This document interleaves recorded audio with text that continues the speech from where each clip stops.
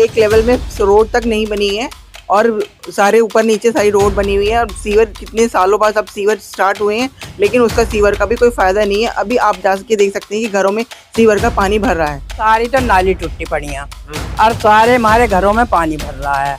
हमने दीवार भी लगवा ली अपनी दीवार के नीचे, फिर भी पानी पानी हो रहा गली गर्मियों में कई महीने तक सीवर सर ब्लॉक रहे थे और सारी रोड पे पानी तक कीचड़ थी और उसकी वजह से सब लोगों को परेशानी हो रही थी। सभा में हूँ और सीलमपुर विधानसभा में जब मैं घूम रहा था तो सारी महिलाएं यहाँ पर हैं जिनकी परेशानियां बहुत सारी बताई गई थी। आज जानने की कोशिश करते हैं कि क्या क्या परेशानी है। आप क्या कहना चाहिए? यहाँ पर हालात बहुत खराब है। ये एरिया वोट बैंक का एक साधन है। जब किसी को यहाँ के लोगों से, यहाँ की जनता से वोट लेना होता है, चाहे वो राहुल गांधी हो, चाहे केजरीवाल हो, चाहे यहाँ का मोदी हो, वो सब यहाँ आ जाते हैं क्योंकि यहाँ पॉपुलेशन ज्यादा है। पॉपुलेशन को सुविधा देना किसकी जिम्मेदारी है? यहाँ का नेता उठ के दूसरी पार्टी में जा रहा है, दूसरे का नेता उठ के तीसरी पार्टी में जा रहा है।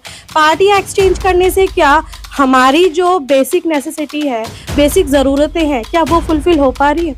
क्या हमारे समाज के बच्चे, जिनको समाज में ऐसे स्कूल बनाकर देने चाहिए, जो इनकी रिस्पॉन्सिबिलिटी बनती है कि ज्यादा से ज्यादा बच्चा पढ़े, बच्चा जाता कौन है सरकारी स्कूल में?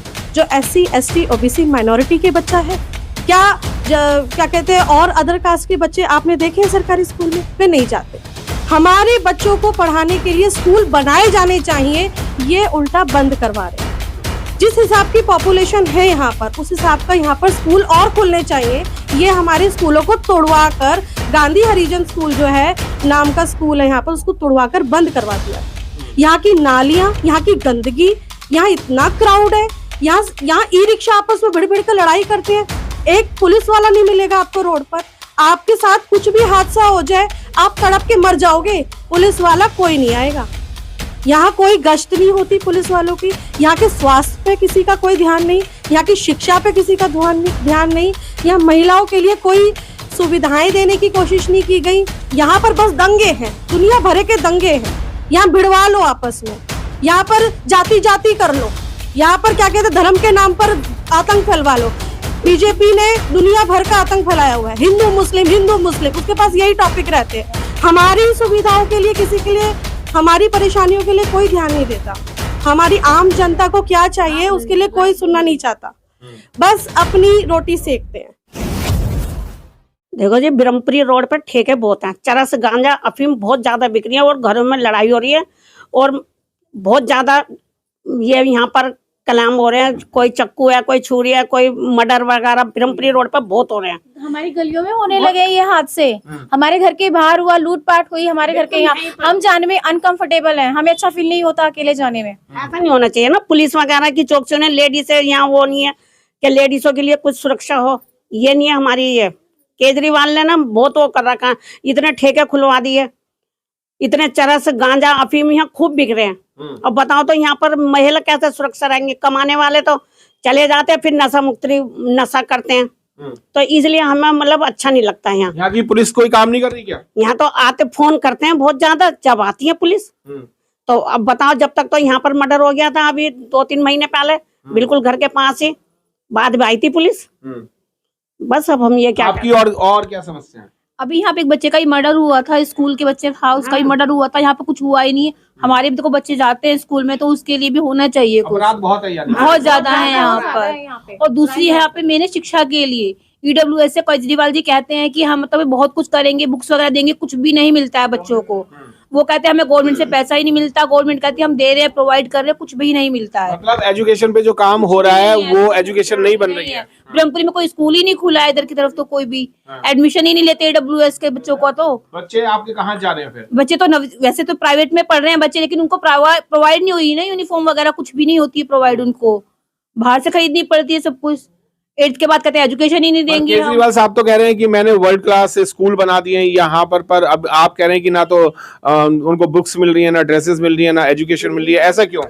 बिल्डिंग बनाने से कुछ कोई होता है, प्रोवाइड नहीं हो रही, वो हमें पता है ना नहीं हो रही। उनको क्या पता, वो तो आराम से अपने घरों में बैठे हुए हैं, उनको क्या पता हो क्या हो रहा है, वो तो हमें पता है ना।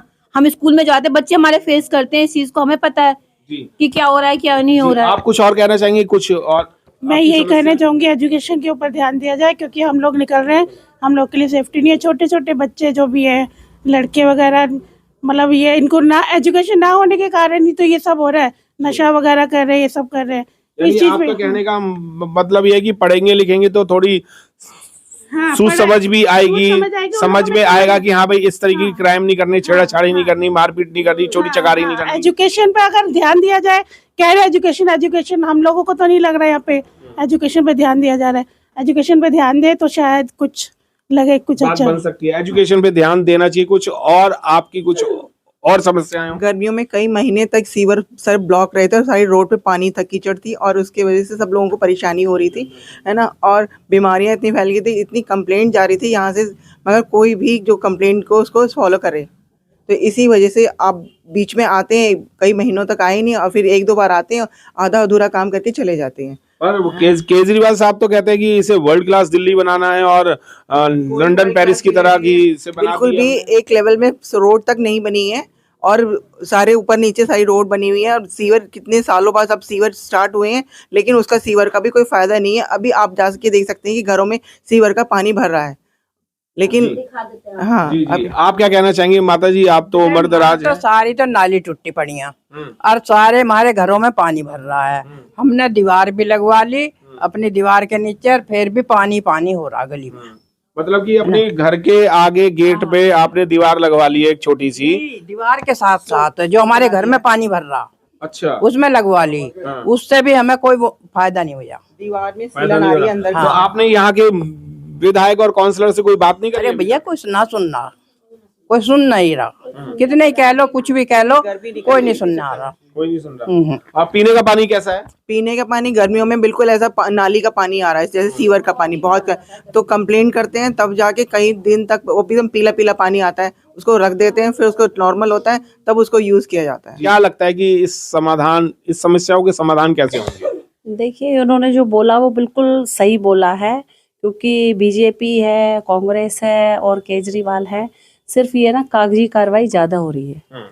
और आपको देखा ही होगा अभी यहाँ इस विश्वासनगर शादरा के एरिया में इन लोगों ने, बीजेपी वालों ने क्या पोस्टर लगा रखे हैं, बटोगे तो कटोगे। वो सीधा सीधा, अगर हम लोग लोअर कास्ट है, पूरी दिल्ली में लगाए हुए हैं, अगर हम जैसे लोअर कास्ट, पहली बात तो मैं इस मुद्दे से थोड़ा सा हटके 2 मिनट बात करना चाहूंगी। आप ये जो कह रहे हैं कि बटोगे तो कटोगे, इसका क्या मतलब है?